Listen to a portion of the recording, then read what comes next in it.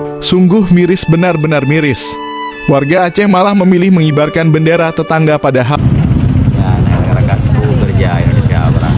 Jadi mereka di UK merah putih kita. Dia dah habis. Sampai di tempat yang mereka ambil bendera Malaysia kita dan mereka kibarkan. Jadi kali ini kita nak minta mereka turunkanlah demi kesejahteraan hubungan Indonesia-Malaysia. Kenapa orang-orang Malaysia begitu respect dan empati terhadap mangsa banjir dan tanah runtuh di Aceh? Dalam kepedihan, kesedihan, kesakitan dan keperitan untuk bangkit semula, hadir Rumah Senyum yang mengembalikan Bendera Malaysia para sahabat diturunkan karena Indonesia takut banget kalau Aceh sampai merdeka dan bergabung kepada Malaysia. Assalamualaikum warahmatullahi wabarakatuh. Jumpa lagi para sahabat dan teman-teman dengan Mas Farhan. Gimana kabar-kabarnya? Semoga kalian semuanya sehat-sehat saja. Yang baru bergabung di videonya Mas Farhan, terima kasih banyak-banyak yang sudah setia menonton di channel ini. Saya doakan semoga kalian semua dimurahkan rezekinya, dipanjangkan umurnya, dijauhkan dari malak bahaya oleh Allah Subhanahu wa taala. Amin amin ya rabbal alamin. Oke para sahabat dan teman-teman, di video kali ini Mas Farhan akan nge-reaction beberapa video yang sudah di-tag di TikTok Mas Farhan tentang bendera Malaysia berkibar dekat Aceh, dekat bencana dekat Aceh para sahabat. Ini merupakan rasa syukur masyarakat Aceh kepada Malaysia karena mereka sudi membantu daripada pemerintah pusat macam itu para sahabat. Dan adanya banyak kontroversi dekat media sosial, bahkan viral dekat YouTube, dekat TikTok, dekat Facebook. Kenapa warga Aceh lebih memilih mengibarkan bendera Malaysia dan tidak mau mengibarkan bendera Indonesia? Ini tidak nasionalisme macam itu para sahabat. Ada konten kreator daripada Malaysia, mereka menurunkan bendera tersebut, menyuruh kepada warga yang dekat Aceh karena takut berdua para sahabat, takut menduakan macam itu para sahabat. Memang kenyataannya memang seperti itu para sahabat. Dekat lapangan memang warga Aceh itu memang berbondong-bondong untuk lepas daripada Indonesia. Memang kenyataannya seperti itu. Banyak pemuda-pemuda daripada Aceh ini, tetapi dengan adanya sekarang ini tentang media, bahkan yang banyak yang menyokong pemerintah juga. Pemerintah sudah turun tangan memberikan bantuan macam itu.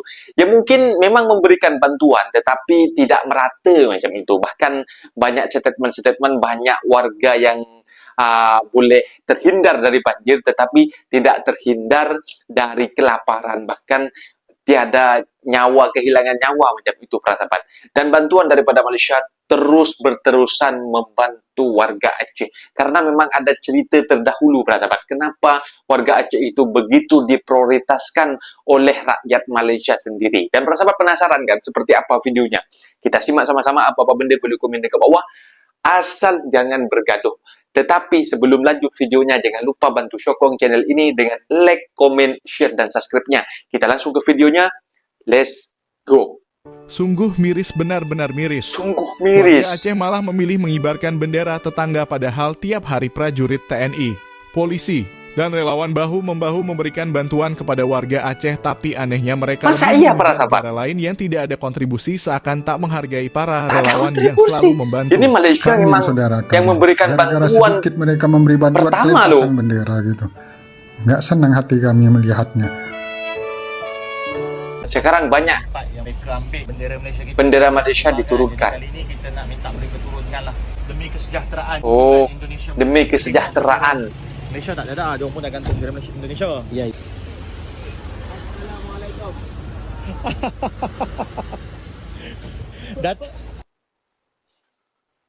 kami nggak nyangka sebegitu itu.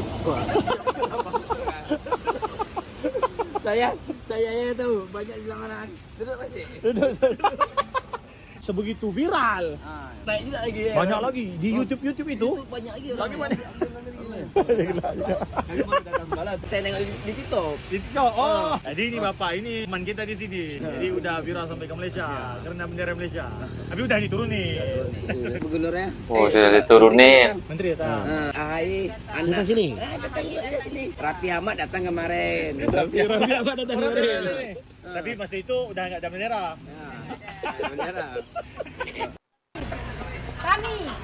Ketika banjir besar Aceh tidak dianggap bencana nasional, maka 4 Desember kita jadikan sejarah bagi internasional.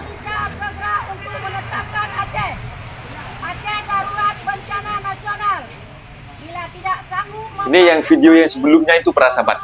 Untuk membuka akses kepada pihak Memang minta merdeka dari warga memang. untuk membantu bencana banjir Aceh 2025.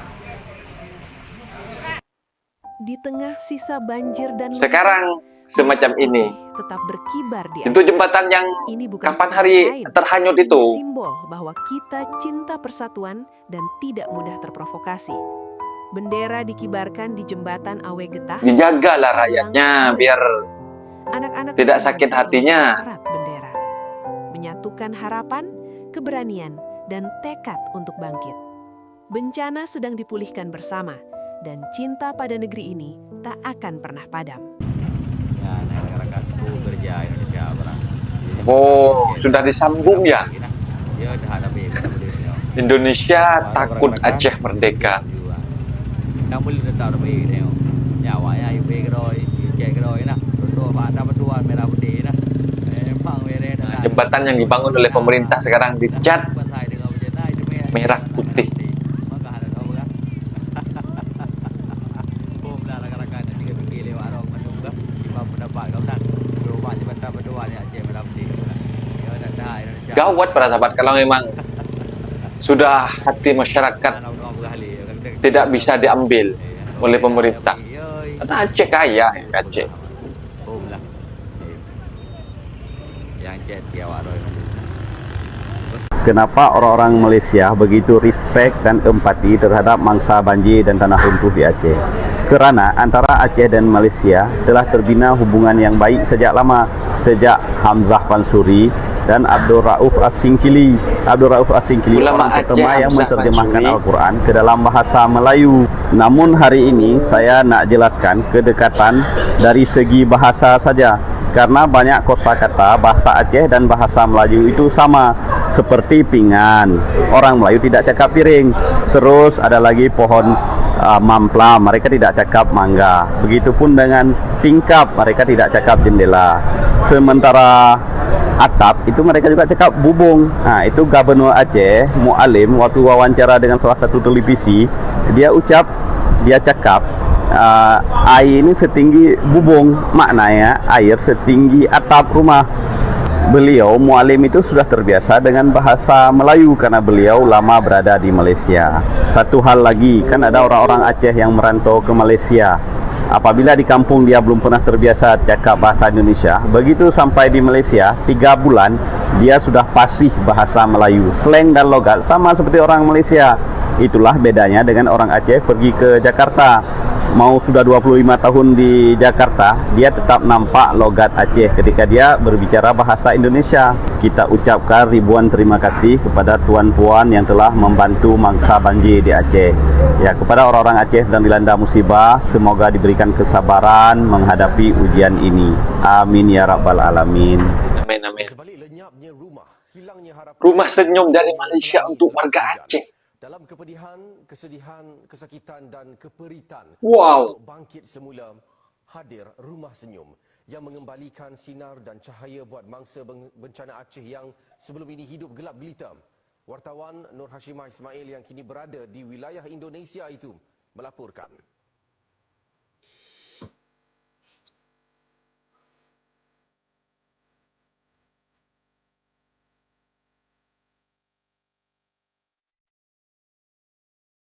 Rumah senyum dari Malaysia. Penyelesaian Rumah Senyum hasil inisiatif eksklusif dan MyCare membina kediaman sementara demi memberi perlindungan asas kepada mereka yang hilang segalanya. Ia bukan sekadar tempat berteduh. Dibangunkan rumah. Untuk mereka kembali merasa selamat dan membina semula harapan dan masa depan. Kehadiran Rumah Senyum bukan hanya struktur fizikal tetapi simbol keprihatinan dan solidariti kemanusiaan Malaysia terhadap mangsa di Indonesia yang diuji dengan dugaan berat ini. Rumah Senyum ni strukturnya adalah daripada kayu dan zinc yang harganya dalam RM2,000 hingga RM3,000, tapi Rumah Senyum ni memang dapat orang kata dapat duduk untuk jangka masa panjang lah. Diharap kita rakyat Malaysia kita dapat bersama-sama lah dapat mendoakan dan menyumbang kepada saudara-saudara kita yang ditimpa musibah di Aceh ini. Mengulas lanjut katanya, Rumah senyum itu dibina bermula hari ini dan Desa Gedumbak yang terletak di daerah Langkahan Aceh Utara menjadi lokasi pertama pembinaannya. Sebelum ini projek berkenaan pernah dilakukan di Palu dan Lombok bagi mangsa bencana di sana, dan ia sangat Dulu pernah dekat Palu dan Lombok. demikian kepada kru berita Al-Hijrah selepas menyampaikan bantuan mendesak iaitu 300 kanvas bagi penduduk terkesan bencana baru-baru ini di Desa Gedumbak. Program ini turut mendapat kerjasama Islamic Relief Indonesia. Kawasan ini menempatkan kira-kira 1,700 penduduk dan merupakan antara paling teruk menerima kesan akibat banjir lumpur dan tanah runtuh yang melanda Sumatera. Menurut ketua desa, daripada 450 rumah, 90% daripadanya ranap ekoran arus bah deras yang turut membawa kayu balak dan menghentam rumah penduduk.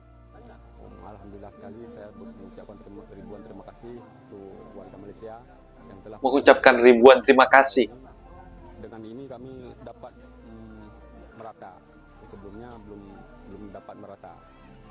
Dengan itu kami mengucapkan ribuan terima kasih untuk warga Malaysia yang telah membantu warga kami di Aceh. Mau ada kasur, nggak ada tempat tidur kan? Itulah yang kami harap tuh. Itu jalan mau dibuat. Rumah senyum dari Malaysia untuk warga Aceh. Di rumah gitu Ini nggak bisa nih jalan sana, mau ke kebun nggak bisa tuh. Semoga dapat juga Bu, dapat bantuan, dapat disayang sama orang-orang luar kayak itu.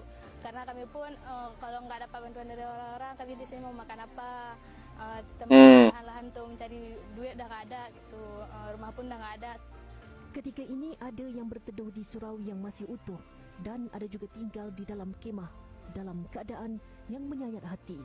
Selain kediaman, mangsa banjir lumpur juga amat memerlukan air bersih. Selepas lebih 3 minggu, mereka masih terputus bekalan berkenaan yang dilihat paling kritikal. Sudah 3 minggu ya. Itu bekalan air bersihnya apa?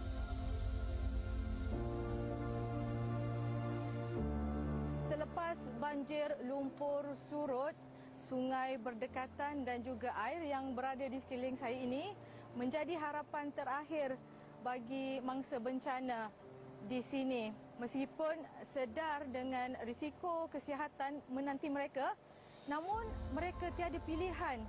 Ekoran tiada bekalan air bersih sehingga kini. Laporan Nur Hashimah Ismail bersama juru kamera Zamir Zulkifli, Aceh Utara, Indonesia untuk Berita Al-Hijrah. Nah, itu dia para sahabat dan teman-teman video yang sudah kita simak. Bahwasanya memang Aceh memang dari dulu memang sebelum adanya bencana alam itu para sahabat, bencana banjir itu memang banyaklah yang ada sejarah memang yang memang mau memberontak macam itu para sahabat, karena katanya tidak diperhatikan oleh pemerintah macam itu. Dan setelah terjadinya banjir itu para sahabat, dan pemerintah pun tak mau menetapkan bencana nasional karena katanya pemerintah masih sanggup untuk menangani bencana yang ada dekat Aceh. Tetapi faktanya para sahabat tidak sanggup karena masih banyak warga yang terisolir, bahwasanya tempat-tempat yang tidak bisa diakses karena sudah terputus jembatan macam itu. Itulah yang membuat masyarakat memang marah macam itu. Bahkan dari video-video sebelumnya memang bantuan dari pemerintah memang sudah dikerahkan. Bahkan ada bantuan dari pemerintah, dari Bapak itu yang wali kota itu, Bobby itu, mungkin Mas Farhan masih ingat itu namanya, yang melempar beras bantuan kepada mangsa banjir yang ada dekat Aceh itu. Banjirnya itu dipungut dekat tanah para sahabat. Banjirnya pula. Berasnya itu bertumpahan bersepak macam itu para sahabat. Jadi itu memang ada, memang dari video-video yang sebelumnya itu memang ada, tapi bantuannya Megi yang istinya apa kapas dekat alam sepon itu pun ada para sahabat. Jadi banyak influencer kasihan menengok video tersebut, makanya menggalang dana. Bahkan daripada Malaysia, negara jiran yang pertama memberikan bantuan, sampai sekarang pun tak ada henti-henti para sahabat. Orang Malaysia itu memang memiliki hubungan yang erat di masa yang dulu kepada warga Aceh ini dari zaman-zaman dahulu macam itu. Kenapa begitu mengutamakan bantuan kepada Aceh itu? Memang benar para sahabat, bahasa-bahasa Melayu pun dekat Aceh ini memang dekat banget lah. Dari sejarah-sejarah pun dulu aku pernah tengok baca-baca macam itu, memang Aceh dengan Malaysia ini sangat-sangatlah berjiran macam itu. Makanya pemerintah sekarang takut Indonesia itu kehilangan provinsi Aceh ini, karena banyak warga yang marah, pemuda-pemuda begitu bergetar ingin mengibarkan bendera merah, mengibarkan bendera Aceh pada zaman. Bahkan bantuan daripada Malaysia sangat direspek oleh warga dekat Aceh. Bahkan mereka mengucapkan beribu-ribu terima kasih. Bahkan tanpa sedar dari saking bahagianya, bendera Aceh itu dikibarkan dekat sana oleh warga Aceh. Dan sekarang itu oleh orang Malaysia yang mengirimkan bantuan dekat sana, yang bertugas dekat sana, mereka meminta untuk diturunkan karena takutnya terjadi ketidakharmonisan di antara kedua negara macam itu. Bahkan pemerintah pun membuat akses jalan jembatan itu, dan sekarang dicat di color merah putih para sahabat. Itu bantuan daripada Malaysia untuk mengembalikan image Republik Indonesia kepada warga Aceh macam itu para sahabat. Jadi jangan sia-siakan Pak. Warga Aceh itu memang harus dipedulikan macam itu, harus dispesialkan macam itu. Jangan sampai mereka itu tidak nasionalisme macam itu. Bukan salah mereka, salah Bapak sendiri. Jadi Bapak itu harus belajar mengulang kesalahan yang terjadi sekarang itu untuk menjadi pemimpin yang mengayomi masyarakatnya macam itu para sahabat. Mungkin videonya sampai di sini para sahabat, dan teman-teman apabila ada kata benda yang silap, masa minta maaf sebesar-besarnya, mohon dibenarkan di kolom komentar seluruh diri. Assalamualaikum warahmatullahi wabarakatuh.